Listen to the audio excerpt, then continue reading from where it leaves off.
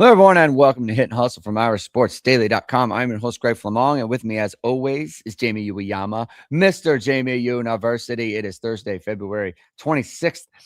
New defensive backs coach, secondary coach Aaron Henry met with the media for the first time yesterday. Had a lot of good insights on a lot of different topics, so that's going to be a fun discussion for us.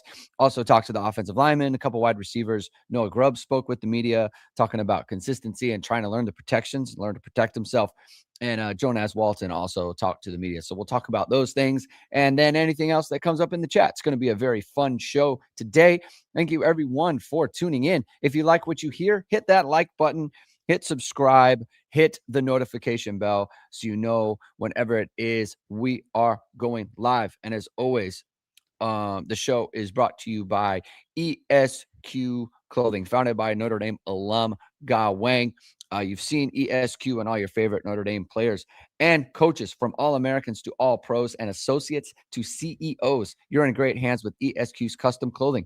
Whether you're looking for a perfect fitting suit, a standout sport coat, or a perfect tuxedo for wedding galas, ESQ's master tailors combine traditional hand stitching in each garment with Italy and England's best fabrics. Check out Ge's amazing work at esqclothing.com and book an appointment to upgrade your wardrobe today. Mention ISD, get 10% off your entire purchase. That's esqclothing.com. Last weekend was the weekend of golden goals, Jamie.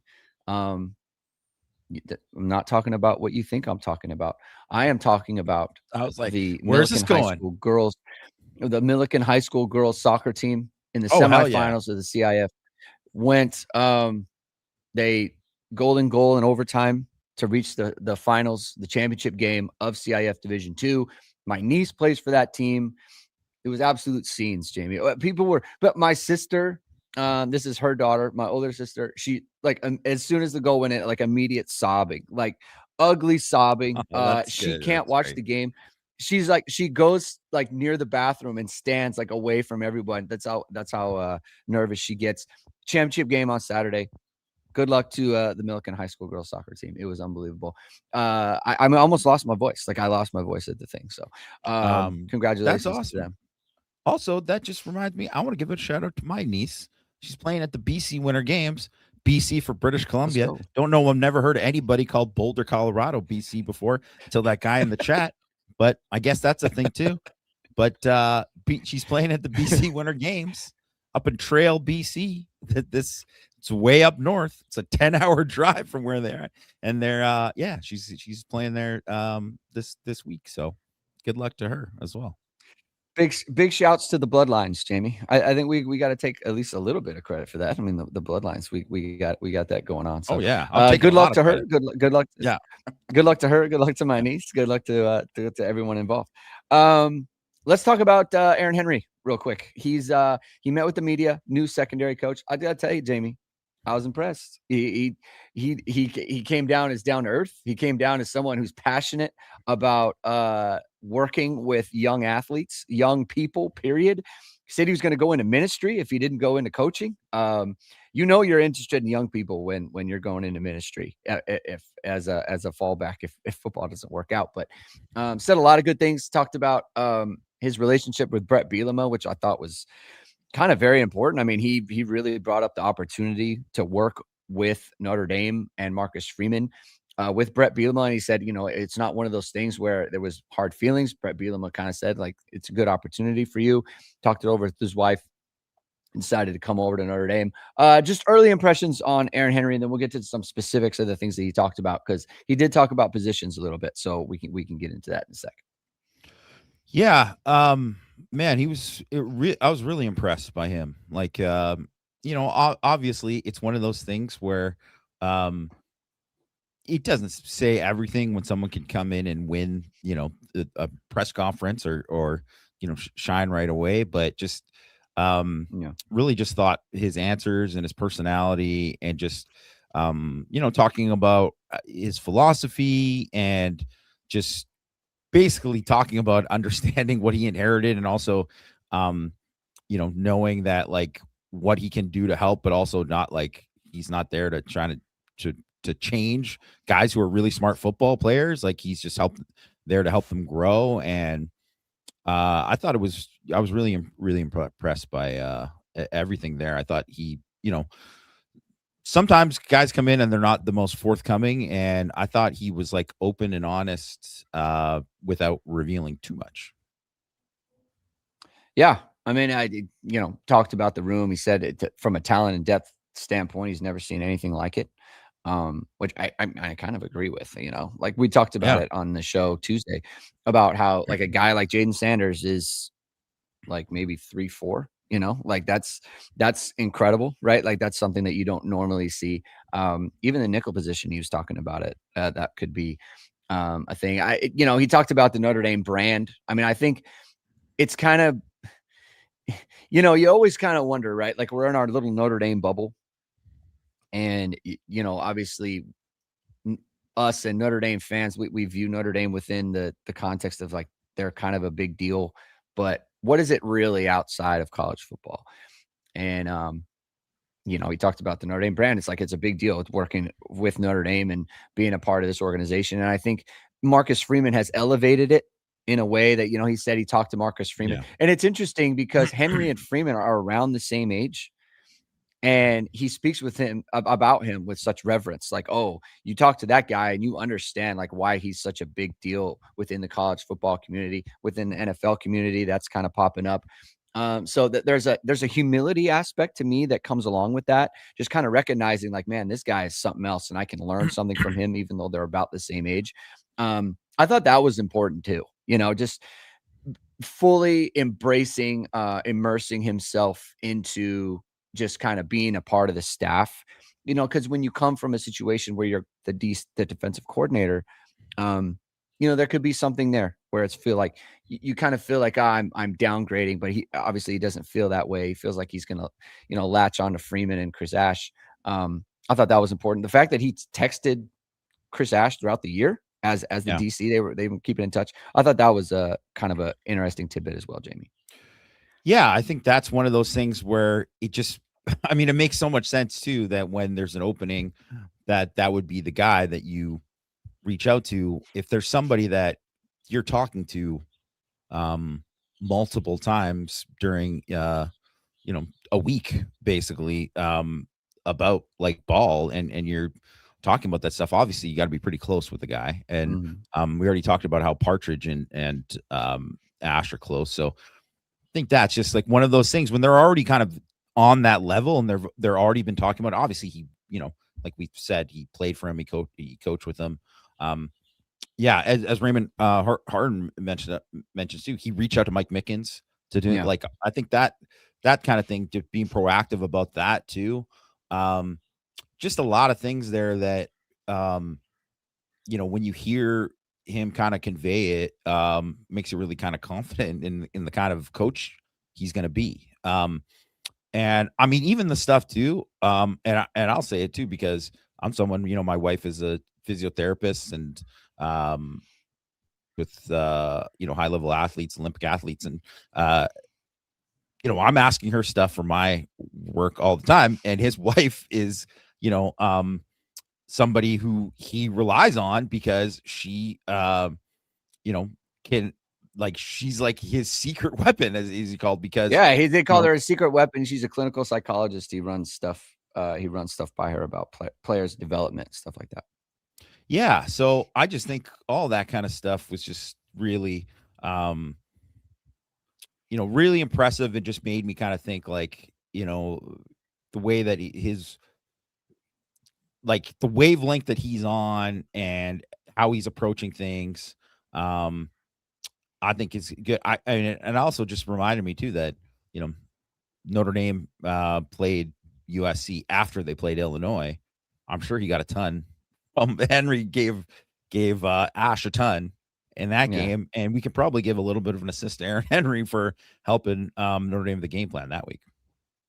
That's a good point. I didn't think of that, but that's a really good point. What did you make of? I mean, it's been kind of speculated on regarding Christian Gray and playing and playing inside, and he name checked Dallas Golden at nickel. He was asked who else could play it, and he said, I'm stopping giving names out. Yeah. So they're going to try Gray. They're going to try Golden inside. I don't know that I've ever gotten your specific thought on Christian Gray playing inside. What do you think about that?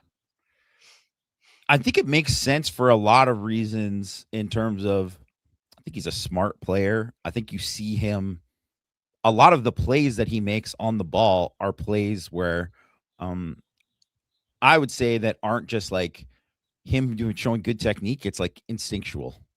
Like he's like, I'm jumping this. I know that I have this leverage so I can attack this, right? And um that is something that fits with playing the nickel position.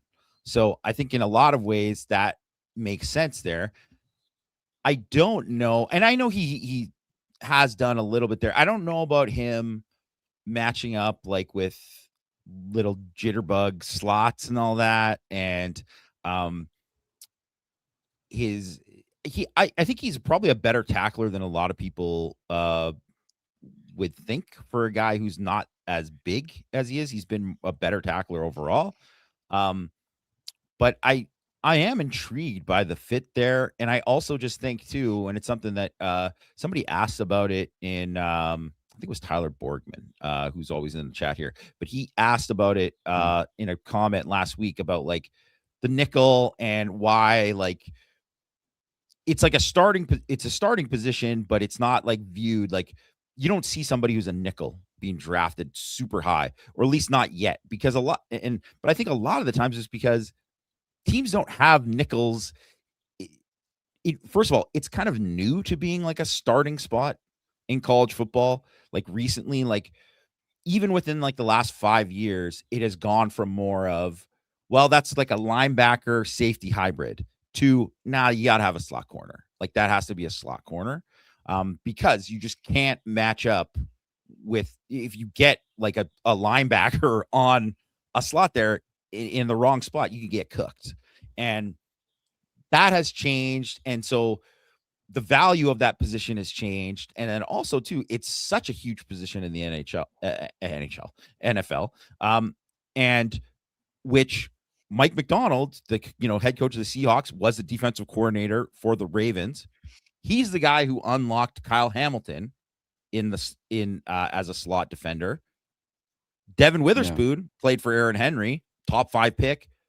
He is their slot defender for, he's their nickel defender, primary nickel defender for the Seahawks, and had a monster Super Bowl, as a blitzer. You don't see normally two guys, one guy top 15 pick, another guy top 5 pick, become the nickel. Like that wasn't something before, but now you see there's more value in that and how they place that. And I think there's a lot of teams that just don't have 3 good corners.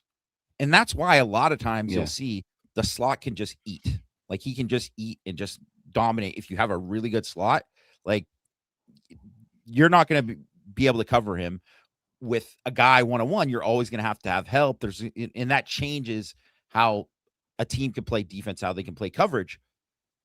Well, Notre Dame's in a position where they have too many good corners almost. Somebody's got to be able to play there. And it doesn't necessarily have to be somebody that you think is like, well, Jordan Clark or Thomas Harper, stature wise, those guys are a different, they're different. Doesn't mean they have to be that way, right? It doesn't mean they have to be that way. And those guys had experience. Devontae Smith had experience. Other guys can learn it and do it and do it at a high level. Because let's face it, if you put Leonard Moore was the nickel, not that they're going to do that, but he played as a slot corner basically in, matched up and was traveling with Mekhi Lemon in the USC game. And look at how much he just dominated that game, right? Like he could play there and be the unbelievable difference maker. And I think there's a lot of different things that they can do there. That's why I think Dallas Golden to me makes so much sense because he's such a versatile athlete.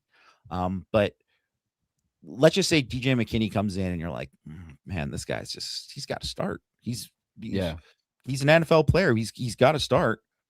Well, and not to say that he couldn't be nickel, he could be, but it's like, maybe that is why you're like, who are our actual 3 best corners?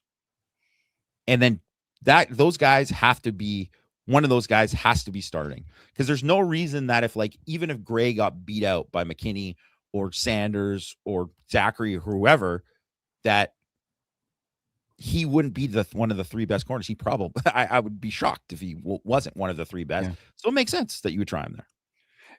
You just made a good point. Like it's rare that teams have three really good corners, like playable corners. I mean, Notre Dame didn't last year, at Yeah. the start of the year. They definitely did not. And obviously it hurt them. And I think you made another good point. Like, okay, so who are like the best nickels? Like Kyle Hamilton is one, right? So he's a first round pick. Devin Witherspoon, another one you name checked as a first round pick. Like, it's not a draftable position. Like nickel corner is not a draftable position in the NFL because if that player was good enough for that, they'd be playing for their college. They'd be playing outside. So for Notre Dame, like I could see them not going into the portal for a nickel for a very long time because of what they have at corner. Like it's so, and it's something I was thinking while you were saying that. If Notre Dame knew what Leonard Moore was going to be in 2024, they may not have gotten Jordan Clark because they might have just said, we're going to go Gray, Morrison, and Moore, and we'll teach one of those guys nickel, and then we'll go that way. I mean, obviously it worked out because Jordan Clark was a very good player. He's a plus player for Notre Dame. He's a very big part of their national title team. I'm just saying philosophically, like you said, if you have three really good corners that can play, then you need to teach one of them nickel. And obviously they went with Leonard, like Notre Dame's best nickel last year was Leonard Moore, going up against Mekhi Lemon. So it's like Notre Dame has that versatility now. You can just get really good corners and teach one of them nickel. Personally, Christian Gray is a better tackler than people think, for sure.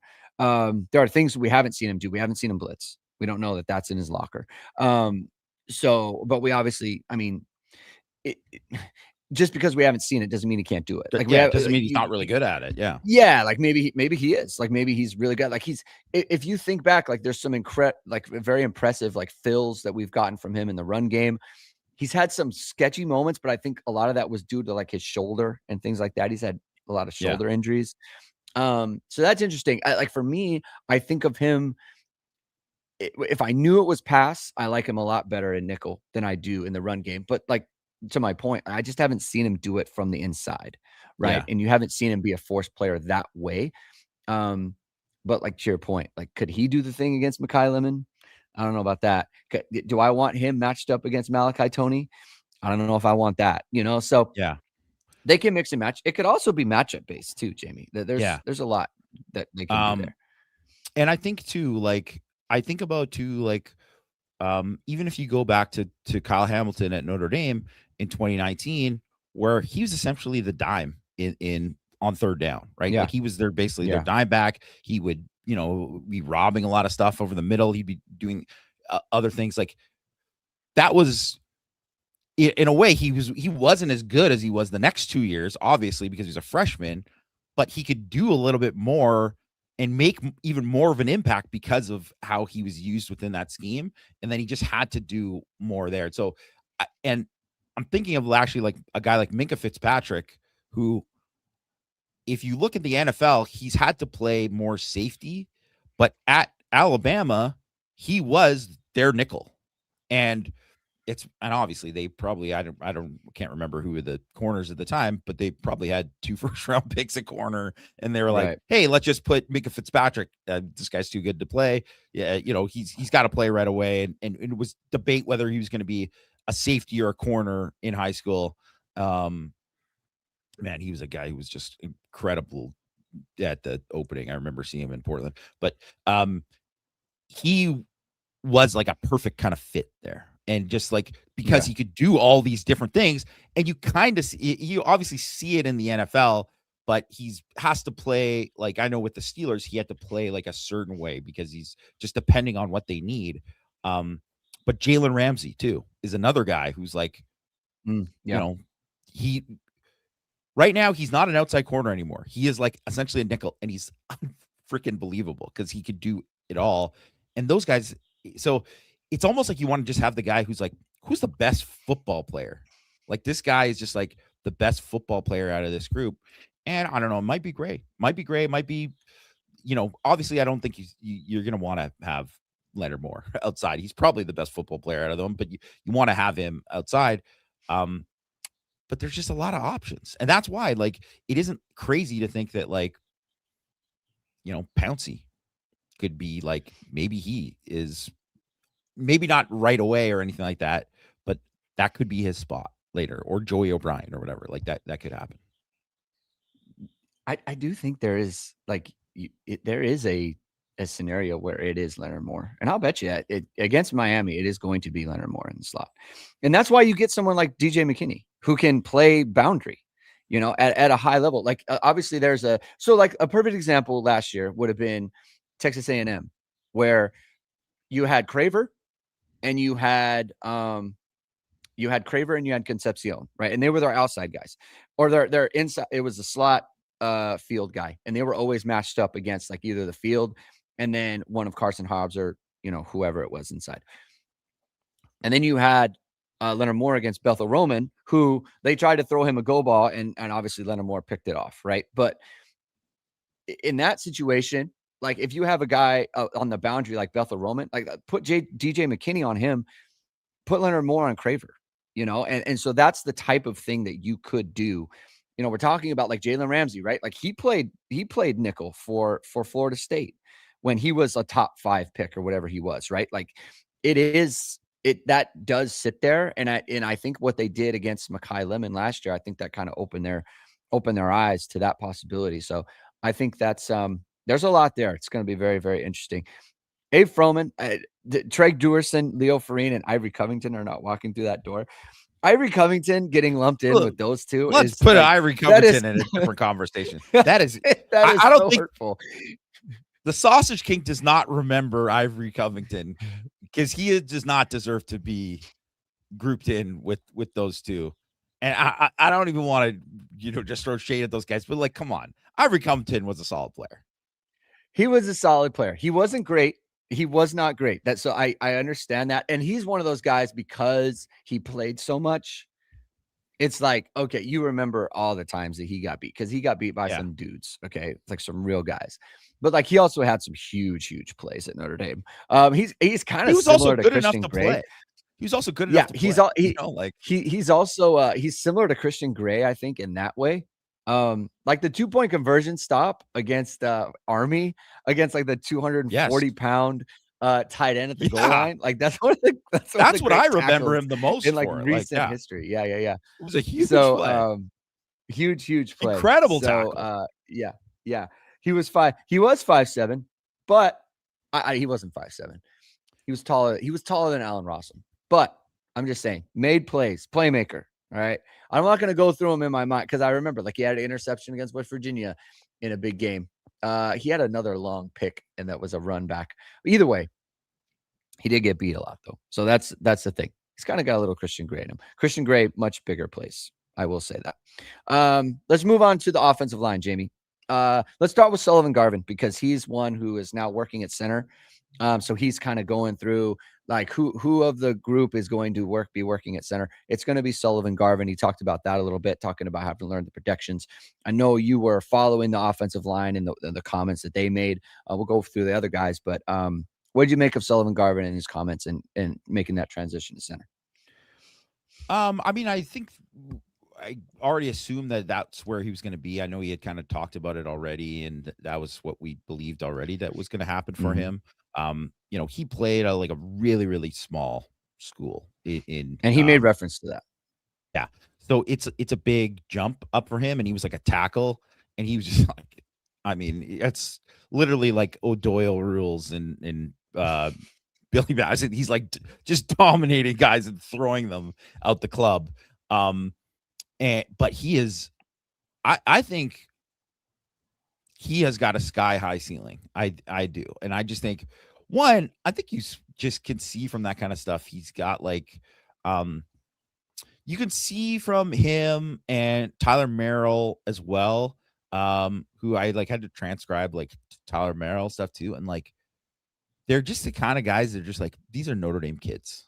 Like they fit Notre Dame, and they also fit their Notre Dame kids, they're O-line guys. Like that is kind of why, and you're like, man, you could just see it. But the thing with like Garvin, he is a really, really good athlete, like a very You've good always athlete. loved him. You have always raved Yes, about his athleticism. Yeah. he's a very good athlete, and he ran a 40 at Irish Invasion. When he didn't even have to, like, what are you doing running a 40? You already got your scholarship for a year or whatever. You don't need to be doing any of the testing. He ran a 40, and then afterwards, Al Washington, Nick Sebastian are holding up the stopwatch, and they're like, "Hey, you ever think about playing D tackle? Because that's how fast. Like he can move. He can really, really move." So, I I think it makes sense for him to be a guy, because one, he's already big. Like, he's a big kid already. He's But 300 plus. Yeah. yeah, he's not coming in Yeah. like one of the things like Otting, who could obviously move, but I mean, he had to put on that weight. Herons is putting on that weight, but he's still like, he came in lighter, right? Like, he's not like that. Like, he's bigger already. So, and he already moves well. So, um, man, it's a huge jump from where he's going, just competition wise.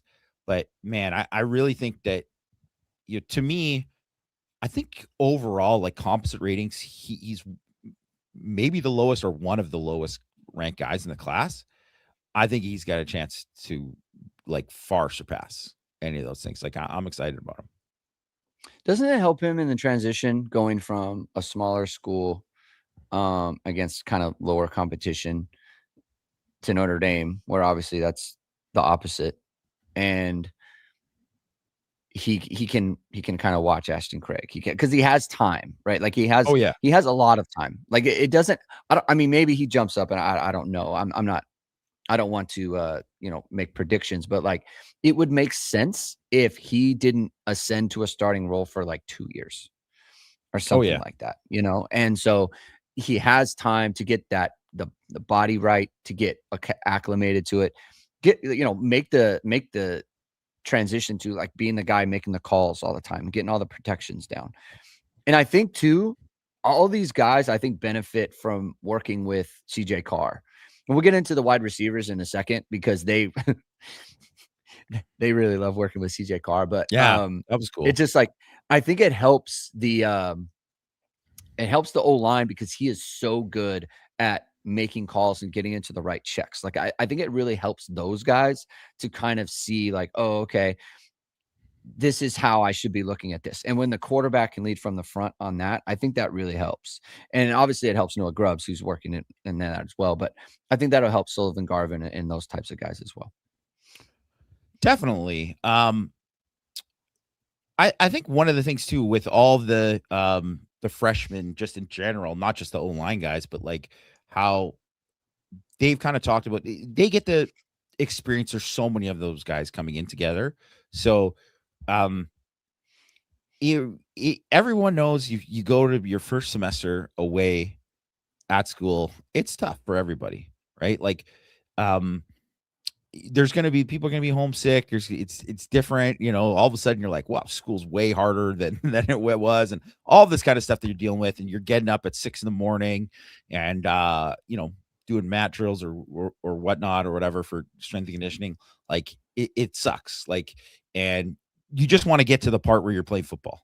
But it helps a lot when, and this is something that was like pretty constant when the guys talk about like how welcomed they've been by like the older players, and how like those guys have already like are starting to mentor guys, and which is not surprising at all, because that it's been like this at Notre Dame. Like, Consistent. it's been consistent. And also too, I think that's one of the things when you don't have that many guys leave every year, and it's like guys stay and you retain guys and all that. That is what you build, that culture stays. And and not to just whatever, I know this is going back into the Aaron Henry thing, but he was talking about how when he got the job, the DB chat messaged him and added him to the chat and was like, welcome, coach, and all that. Like, that is so uncommon. Here, I'll read that is a real thing. That is 100% true, for sure. Yeah. So okay, so I'm just gonna read this quote from it. So, but more importantly, I think what also makes this place special is these guys aren't satisfied, man. New coach, right? Me being a new coach, I've never had this happen. They added me to a group chat and said, "Let's welcome our new DB coach." I've never had that happen, and I thought that was like, oh my goodness, okay, this place might be a little different, right? I thought that was really, really impressive. They're just so eager to learn, just as a unit. Guys are constantly in my office. Guys are constantly, I mean, these guys pop here up here all the time. Just their willingness and eagerness to grow in the scheme, knowing they got a new guy here that is still learning it. They understand what it's going to take to be great, and they want to be part of that. I'm just here, like I said earlier, they're already a good unit. I'm just here to add a little flavor and help elevate the level they've already been playing at. They've been playing at a really high level. Um, that quote, and I mentioned it. This is also it's Six Thoughts too about Tion Gray talking about he was 5 minutes late for a workout, and he's 5 minutes late. There were like 6 or 7 dudes came and talked to him, and I'm gonna guess too they weren't like get your whatever, like in a way like they're telling him just like, hey man, this is serious. Like you're not 5 minutes late. Like you got to be here early. Like just holding him accountable, and you could tell by the way he talked about it, like because he said like that really showed me this is a player-led team, and they want to get back to the Natty, and that is something that yes, it comes from the top for sure. Like because that is Freeman and him, giving autonomy to his coaches, and then those coaches giving autonomy to the players and all of that. So it comes all the way, trickles down all the way from the top. But it also is like that's trickled down from like years of like guys helping other guys, like Drew White helping in JD Bertrand and Bobo and like and JD Bertrand and Jack Kaiser, like all these guys like helping like Drake Bowen, and then Bowen doing the same thing with these. That's what it is, right? And yes, culture gets kind of overused a lot of the times too. But go back in a lot of those like Nick Saban teams, and if you ever like hear guys talk about it, it's like those were even as good as coach Nick Saban was, and it's obviously they're getting 5 stars and all that stuff. Those were player-led teams. Like those were guys who was like, nah, dude, I'm here to go. I'm here to go. I'm going to the first round pick, but it's like we're here to win. Like, and if you're not on this train, step off, get out of here. Like you gotta meet them, and then that's what happens to guys. It's like that's how some guys gets processed out, right? And obviously too, there's already like a difference to like guys who choose Notre Dame, and it's a different atmosphere, and there's just a difference in general, right? But I just think like that kind of thing that just doesn't happen. It's not common. It's not common for that to be ingrained in your team. And it's not to say that that wasn't happening during Brian Kelly, because there was a lot of the reasons they won was because they had some of that there. But I don't think it was throughout the whole team. Maybe it was like old line room. They had some of that or whatever. In different areas, they had some of that. It wasn't all around. And it's grown into that and flourished more under Freeman. And man, it didn't, all of it too, especially when if you watch the interviews and you're not just reading like, the stories that we put on ISD or whatever, like, and you listen to these guys talk, and you talk about how welcoming these guys are, or how they've, being mentored and what they've learned and all that, you can just tell it's sincere, like it's genuine. And that's also too, like, I don't know, like I think about that, and Notre Dame is going to win. Who knows, whatever, if they're going to win the national championship or not. They're going to win big this year because they have talent, and you have that. It's like they're in a really, really good position. It's the secret sauce, and you gotta manifest it somehow.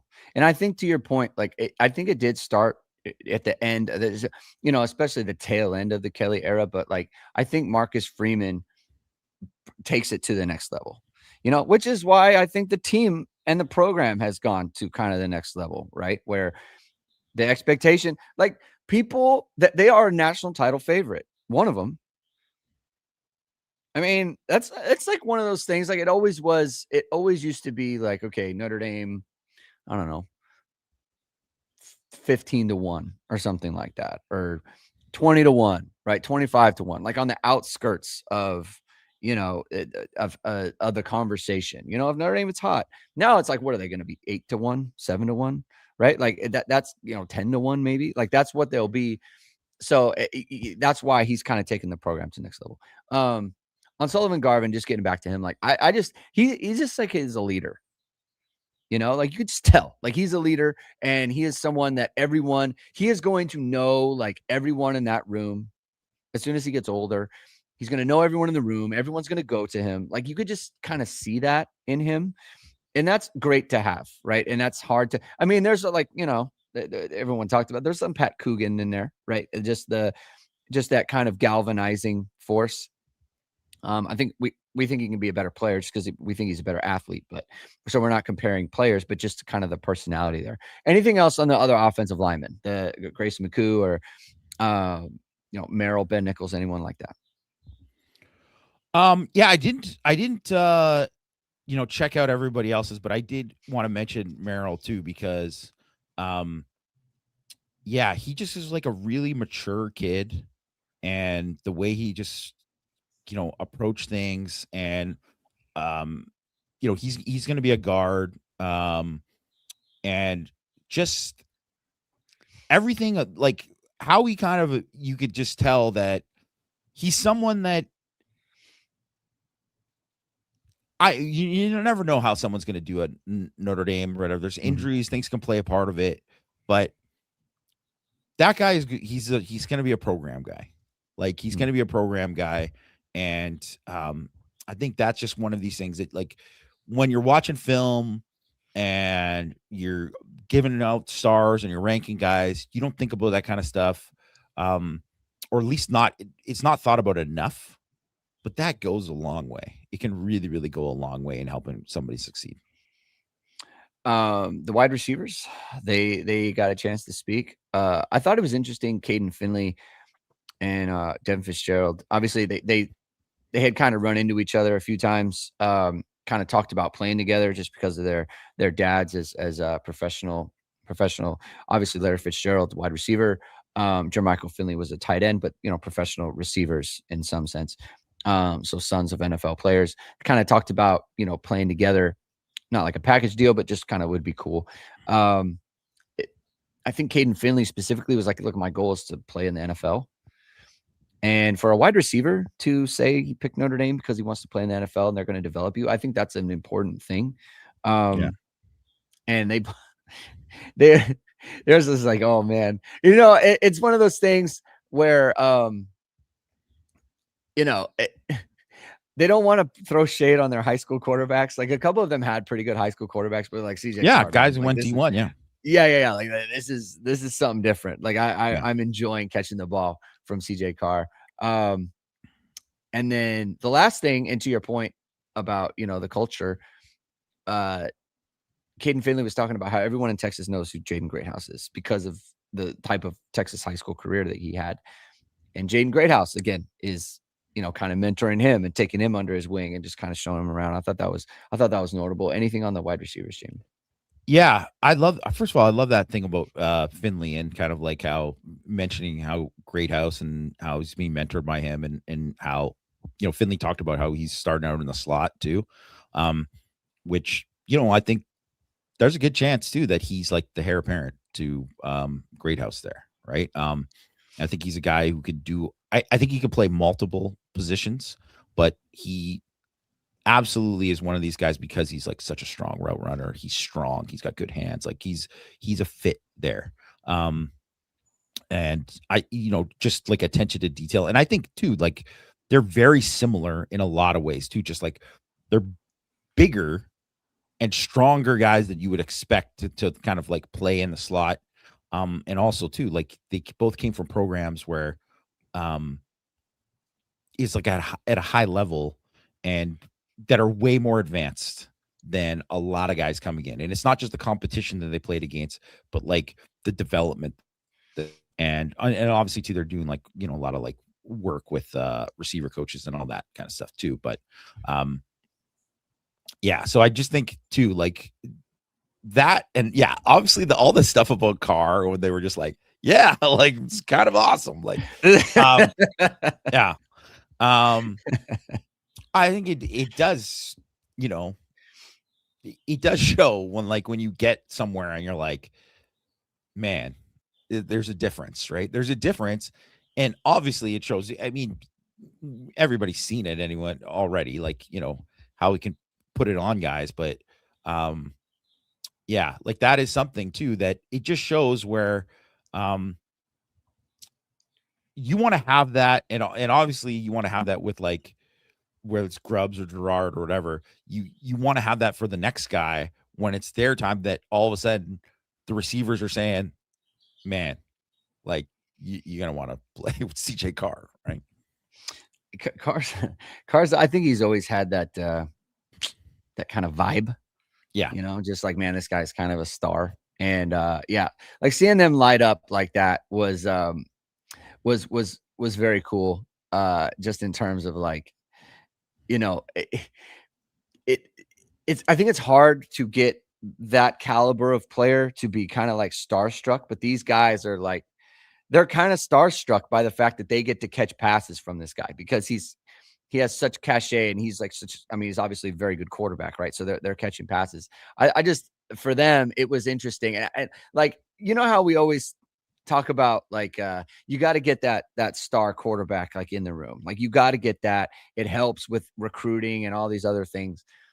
Like you really feel it when these guys are talking about it, because it's just like, oh, okay. Like it's not speculation anymore. Notre Dame has that guy at quarterback, and the receivers are just over the moon because they get to catch passes from him. So I think that's interesting. Finley at slot is it works and it fits. And just to kind of get into that position a little bit, obviously Bubba Frazier, he spoke kind of the same thing about catching passes from CJ Carr. I think he was one who he had a good quarterback. I think he had a pretty good quarterback. His guy's going to Texas Tech. Yeah. So he was like, yeah, my guy's good, but CJ Carr's good. Yeah, like he's real good. So but he's working slot. Braden Robinson will be a slot. But you got Caden Finley.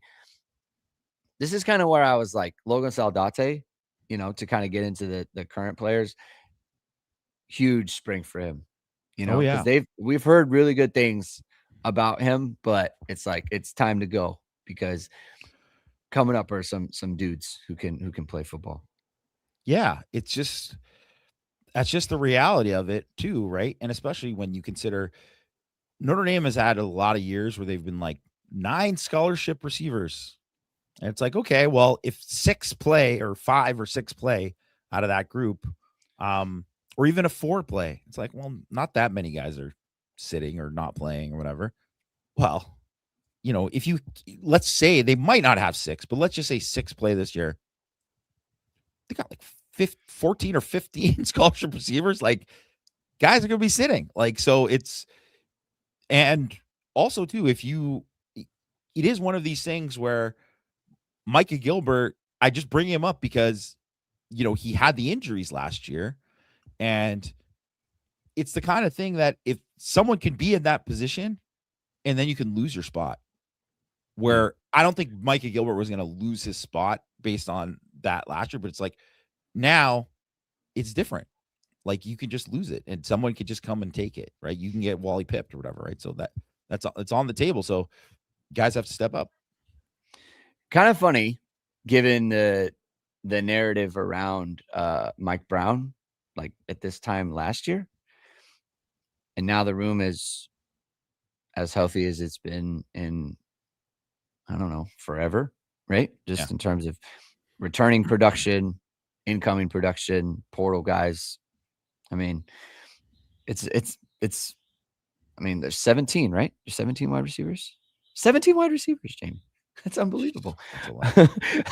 I think one of the most slept on players in the entire class from a skills position standpoint is Jonas Walton. I feel like it's the Osborne thing, and everyone's very excited about him, myself included. And Jonas Walton is a 10-6 guy, just coming in, and what can he do? He's talking about the snow. Personally, I think it's good that as soon as these guys showed up, it was like one of the worst winters of in recent history. You know, like because it's like get it out of the way. All right, this is what it is. This is as bad as it can be. Whatever happens from here, it can't be worse than this kind of thing. Get it out of the way. Just get indoctrinated, and you know what it is. He was talking about that. I kind of liked his some of these guys. You just kind of like their affect, and you like how their mindset and how they approach something. I thought he was calm. I thought he was in control of like his words, and I thought again, it just kind of made me think, man, this guy, this is a 10-6, 10-5. Like he beat Bubba Frazier in the state championship in the 100 meters. Like, Yeah. and this is a 200 plus pound running back. So I just think, man, this guy, he could just show up and just be a stud. And all of a sudden Notre Dame's really, really got something at running back. Well, I think that it's just the maturity just with a guy like him too, like it's just another thing too where yeah, some of these guys come in and it's like it's one thing to be like, physically mature, which he is, but it's another thing to be like, wow, this guy seems like he's already kind of been here for longer than he He's has. kind of got it figured out. Yeah. And similar to KVA, which obviously KVA is kind of like, to me, he is the top of like, that guy just came in, he was like at a different level prepared, right? And with his maturity and just like his knowledge and just also just his ability to absorb information and all that. But there's just a lot more guys like that now than there were before. Where, I mean, it's not to say like Schuler was a perfect example of like, he didn't come in as like a finished product at all, but he came in and was like gonna grind right away. And that's why he was able to like make up that in 1 year and be like, well, I'm gonna be a starter next year. Right. But that is something that more guys like, I think guys have that approach, but there also just seems to be more guys that are like, yeah, I was already like prepping and I was very ready for this. Yeah. Yeah. So I loved hearing from him. Very excited to kind of follow how he's doing in the spring here. And finally, Noah Grubbs, quarterback, comes in, talked about protections, talked about trying to learn how to protect himself and getting into the right checks and things like that. Obviously, working with CJ Carr on that front is a good thing. It's probably good for his development that there's not any sort of quarterback competition, in that Yeah. he can just fully absorb everything that CJ Carr's throwing at him, and just kind of like, hey, this is how you play. This is what you're looking at. And this is what it is. And being able to follow someone like CJ Carr is also very important for a quarterback. And just in terms of like, this is what it looks like kind of thing.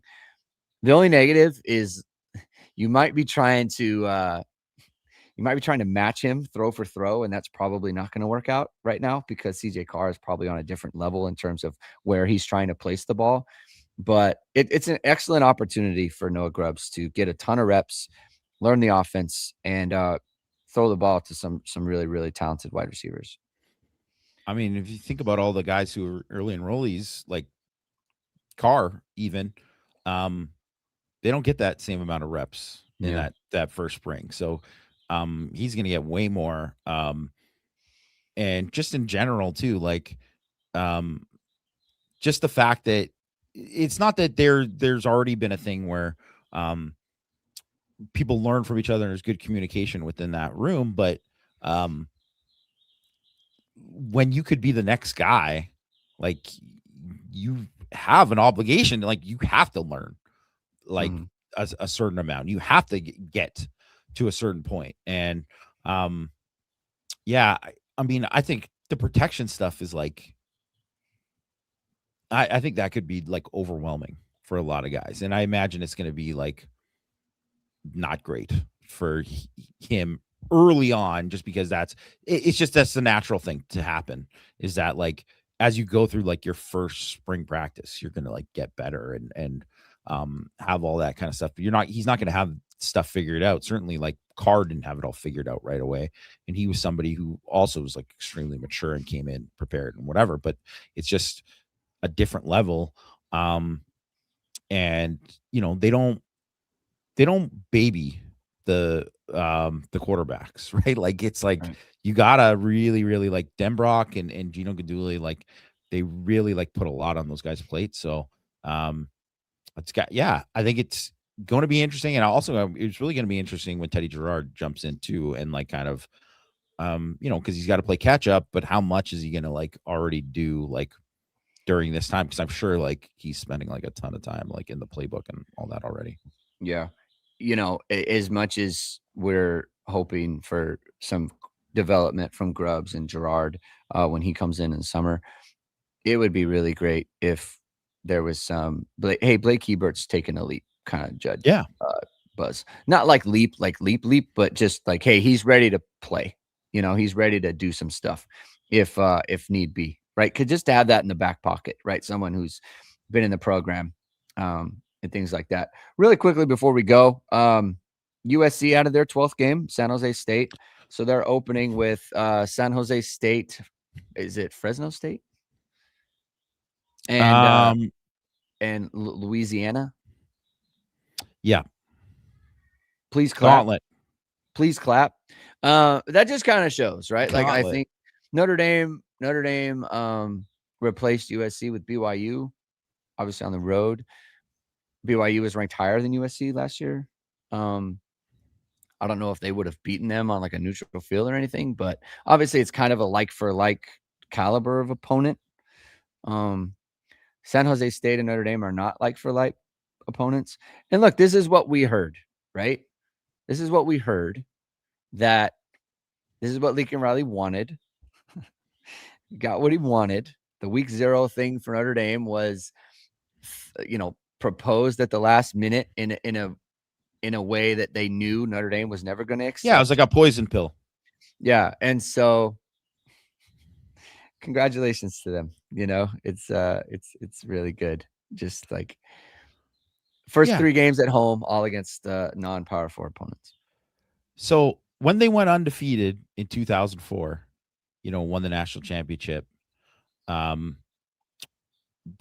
13-0, started the season playing Virginia Tech in Maryland, traveled all the way out east. A couple weeks later, went to BYU in Provo. I played them there. By the way, kicked the crap out of both those teams, right? Finished the season with Notre Dame at home and played the full Pac-12 schedule and all that too. Yeah, they kicked the crap out of everyone. They were just good. They just were like, yeah, hey, we're just good. Kind of like how the stupid there was a thing the college basketball writer John Rossing, where he was like, yeah, these Pac-12 teams are never going to win the Big Ten. The women won the Big Ten. UCLA and USC played for the Big Ten championship the week before. You know why? Because they're just better. They're just better. They could travel. They could go to Purdue in the middle of the week and kick the crap out of them because they had better players. They have better coaches. Like, what a concept. Oregon, like, they're doing okay. They're doing more than okay, right? Like, that's something Oregon hasn't lost on the road and going out east. They won the Big Ten championship in the first year they were there. Like, it's something where you're like, even if you say like, well, Washington is just like, well, Washington's not good. They're not good enough to do that. That's what it is. Be better. Coach your team better. Get better players. Do a better job. And then maybe in, year five, get out of here. Get out of here, Lincoln Riley. Don't ever want to see your face again. What a loser. We probably won't ever see his face again. Probably not after this. I mean, the plan is to make it at 10-2. They're counting losses. Yeah, that's basically what it is. So that's where it is. So I just thought that was interesting. That came up yesterday. We can end it there. Thank you everyone for tuning in. If you like what you heard, hit that like, hit subscribe, hit the notification bell so you know where it is. We are going live. We'll be back next week, Monday, Tuesday, with Power Hour, and then Hit and Hustle. And there's going to be some more meetings or more interviews coming up next week as well with some of the defensive guys, the early enrollees. So, all right, have a good weekend, everyone. We will talk to you soon. Keep hitting and hustling.